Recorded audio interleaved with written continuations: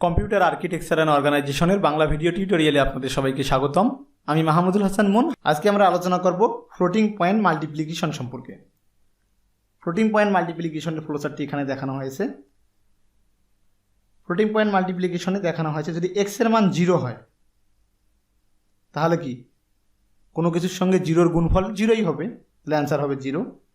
যদি দুটি সংখ্যার ওয়াই তারও মান 0 হয় তাহলে অবশ্যই সংখ্যাটির অ্যান্সার হবে কত? 0। যদি 0 না হয় তাহলে আমাকে কী করতে হবে? এক্সপোনেন্টগুলোকে অ্যাড করতে হবে। ফার্স্ট স্টেপ হচ্ছে এক্সপোনেন্টকে অ্যাড করা, তারপরে আমাকে বায়াস সাবস্ট্রাক্ট করতে হবে কই থেকে? এক্সপোনেন্ট থেকে। কারণ মাল্টিপ্লিকেশনের ক্ষেত্রে আমার যে বায়াস ভ্যালুটা আছে এই বায়াস ভ্যালুটা ডাবল হয়ে যায়, যে কারণে বায়াস ভ্যালুটাকে আমার একবার সাবস্ট্রাক্ট করতে হয়। তো বায়াস ভ্যালু মূলত হচ্ছে সেই বিষয়টি যেটা আমরা যখন এক্সপোনেন্ট স্টোর করার সময় যেটা অ্যাড করেছিলাম, যে আমি বাইনারি রিপ্রেজেন্টেশনের ফ্লোটিং পয়েন্ট রিপ্রেজেন্টেশনে বলেছি যে আমাদের একটা জিনিসের যে পাওয়ারটা থাকবে একটা সংখ্যার, সেই পাওয়ারটা সরাসরি আমরা তার বাইনারি রিপ্রেজেন্ট না করে তার সঙ্গে 127 অ্যাড করেছি। তাহলে এখানে সেই 127 বায়াসটা সেটাকে সাবট্রাক্ট করতে হবে। সাবট্রাক্ট করার পর দেখবো যে আমার যদি এক্সপোনেন্টগুলো ওভারফ্লো হয় কিনা। যদি ওভারফ্লো হয় তাহলে আমরা ওভারফ্লো রিপোর্ট করব। তারপরে চেক করবো আন্ডারফ্লো হয়েছে কিনা। যদি আন্ডারফ্লো হয় তাহলে আন্ডারফ্লো রিপোর্ট করব। আর যদি না হয় তাহলে যে আমার সিগনিফিকেন্টগুলো আছে সিগনিফিকেন্টগুলোর মাল্টিপ্লাই করব। মাল্টিপ্লাই করার পরে দেখবো যে আমার রেজাল্টটা নর্মালাইজড ফর্মে আসে কিনা। যদি নর্মালাইজড ফর্মে থাকে তাহলে আমরা সেটাকে রাউন্ড ফিগার করে রিটার্ন করবো। আর নর্মালাইজড ফর্মে না থাকলে তাকে আমরা নর্মালাইজড করব। ওকে, তো বিষয়টি আমরা একটু ক্লিয়ার করি একটা উদাহরণের সাহায্যে। বিষয়টি হচ্ছে ঠিক এরকম যে দুইটি সংখ্যা, আমার এক্স একটি সংখ্যা এবং ওয়াই হচ্ছে আর একটি সংখ্যা। এই দুইটি সংখ্যা নিয়ে আমি এখন গুণ করতে চাচ্ছি। এক সংখ্যাটি হচ্ছে -1.1 গুণন 2 পাওয়ার 7 -127। এই -127 আমি কেন দিয়েছি? কারণ আমি যখন এখানে স্টোর করেছিলাম এই স্টোর বিটে +127 অ্যাড করে স্টোর করেছিলাম, তাই +127কে বিয়োগ করে নিলাম। ঠিক এক্ষেত্রেও -127 করলাম, কারণ হচ্ছে 127কে আমি স্টোরের সময় অ্যাড করেছিলাম, সেটাকে বের করে নিলাম। তো বিষয়গুলোকে আমি ভিডিওর দৈর্ঘ্য কমানোর জন্য আগে থেকেই একটু লিখে রেখেছি যে 7-এর বাইনারি হচ্ছে 111, তাকে 8 বিট পূরণ করেছি আমি। এবং যেহেতু এটা হচ্ছে ঋণাত্মক সংখ্যা সেহেতু আমি এখানে 1 নিয়েছি। এখন আমার সংখ্যাটি হচ্ছে 1.1 গুণন 2 পাওয়ার 7 -127, তাহলে 2 পাওয়ার 7 হচ্ছে আমার ট্রু এক্সপোনেন্ট। দেন এখন আমরা আসবো পরবর্তী সংখ্যাটার ক্ষেত্রে 1.1 গুণন 2 পাওয়ার 224 -127, ঠিক সেম। আর এখানে বলা হয় ম্যান্টিসা, এই ভ্যালুগুলোকে বলা হচ্ছে ম্যান্টিসা ভ্যালু। তো ম্যান্টিসা ভ্যালু হচ্ছে কোন বিষয়টি? আমি আগে বলেছিলাম যে এরকম যে আমাদের ফ্লোটিং পয়েন্ট রিপ্রেজেন্টেশনে 1 পয়েন্ট সামথিং থাকবে। তো প্রতি ক্ষেত্রে তো 1 পয়েন্টটা থাকবেই ফিক্সড।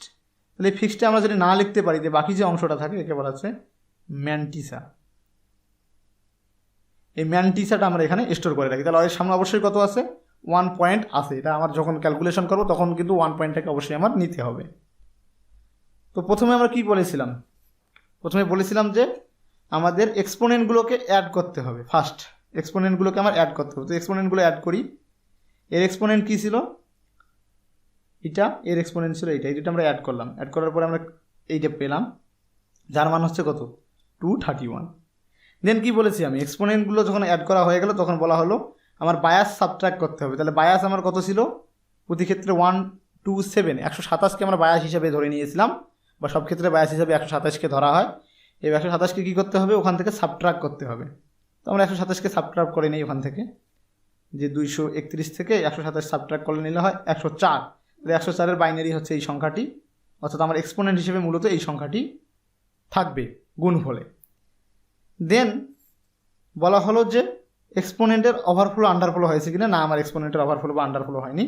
1 2 3 4 5 6 7 8 8 বিটেই আছে, ওভারফ্লো হওয়ার চান্স নাই, আন্ডারফ্লো হওয়ার চান্স নাই, তাই আমরা কোনো রিপোর্ট করলাম না। দেন আমরা কি বলা হচ্ছে?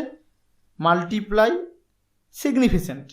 তো এখানে কি সিগনিফিকেন্ট না ম্যান্টিসা দেওয়া আছে? এখানে অবশ্যই ম্যান্টিসা দেওয়া আছে। তাহলে ম্যান্টিসা থেকে সিগনিফিকেন্ট পাওয়ার জন্য আমি কি বলেছি একটু আগে? যে ম্যান্টিসার সামনে 1 পয়েন্ট এটা অ্যাড করতে হবে। তাহলে এটা কত হবে? 1.100000000 23টা বিট পূর্ণ করবে। তাহলে ম্যান্টিসার সামনে আমরা 1 দিলাম, 1.1000000, এটা কতটা? 23টা। আবার এখানে 1 ছিল, তাহলে এর সামনে 1 পয়েন্ট অ্যাড হবে, কারণ কি এটা ম্যান্টিসার সামনে 1 পয়েন্ট অ্যাড করে বাকিটা করতে হয়। তো করার পরে আমরা যদি এটা এই দুটো গুণ করি, মাল্টিপ্লাই করলে আমরা এই সংখ্যাটা পাবো। তো মাল্টিপ্লাই হয়ে গেল। দেন বলা হয়েছে আমাকে মাল্টিপ্লাই হওয়ার পরে সেটা নর্মালাইজ করতে হবে, নর্মালাইজ ফর্মে আছে কি না। আমি আগে আলোচনা করেছি নর্মালাইজ ফর্ম হচ্ছে সেই ফর্ম যেখানে দশমিকের আগে একটি সংখ্যায় থাকতে পারবে এবং সংখ্যাটা হবে 1 বাইনারির ক্ষেত্রে। তো আমি এখানে দেখলাম যেহেতু 9, তাহলে আমি কী করলাম, একে প্রথমে রিপ্রেজেন্ট করলাম 2 গুণন 10 পাওয়ার 10104। এটাকে আমরা যদি নর্মাল ফর্ম করি তাহলে কি করতে হবে, এই পয়েন্টটাকে এদিকে আনতে হবে। তার মানে কি আমার পাওয়ারের পরিমাণ বেড়ে যাবে। পাওয়ারের পরিমাণ বাড়লেও কিন্তু আমার যে এক্সপোনেন্টটা আছে সেই এক্সপোনেন্টের মানে কিন্তু চেঞ্জ হবে না। ওকে, আমরা এখন দেখতে পারি যে সংখ্যা দুইটি, একটি হচ্ছে ঋণাত্মক, একটি হচ্ছে ধনাত্মক। তো দুইটি ধনাত্মক সংখ্যার গুণফল ধনাত্মক, দুইটি ঋণাত্মক সংখ্যার গুণফল ঋণাত্মক। কিন্তু সংখ্যা দুইটি যদি যে কোনো একটি ঋণাত্মক হয় তাহলে গুণফলটা অবশ্যই আমার কী হয়, ঋণাত্মক হয়। তাই এখানে আমার সাইন বিট হিসাবে 1 হবে, যেহেতু সংখ্যাটি হবে ঋণাত্মক। এখন আমার 104 আমরা যে বাইনারিটা পেয়েছিলাম অর্থাৎ এক্সপোনেন্ট হিসাবে সেটি থাকবে। এবং এখানে আমরা আবার ম্যান্টিসাটা কী করব, ম্যান্টিসাটা আমরা ব্যবহার করব সিগনিফিকেন্ট হিসাবে। তো এই সামনে যে 1 পয়েন্ট এটা এখান থেকে চলে যাবে, তখন এই বাকি যে অংশটা আছে সেখানে ম্যান্টিসের মধ্যে স্টোর হয়ে যাবে। তো আশা করি সবাই ব্যাপারটি ভালো করে বুঝতে পেরেছেন। ধন্যবাদ সবাইকে ভিডিওটি দেখার জন্য। পরবর্তী ভিডিওতে আমরা আরও বিষয় নিয়ে আলোচনা করব। সাবস্ক্রাইব করবেন আমাদের চ্যানেলটিকে, লাইক করবেন, কমেন্ট করবেন, শেয়ার করবেন। এবং যদি আপনাদের কোনো বিষয়ে জানতে ইচ্ছে হয় তাহলে আমাদের ডিসক্রিপশনে গ্রুপ লিঙ্ক দেওয়া আছে, গ্রুপ লিঙ্কে আপনারা গিয়ে কমেন্ট করতে পারেন অথবা আমাদেরকে ইমেলও করতে পারেন। ধন্যবাদ সবাইকে।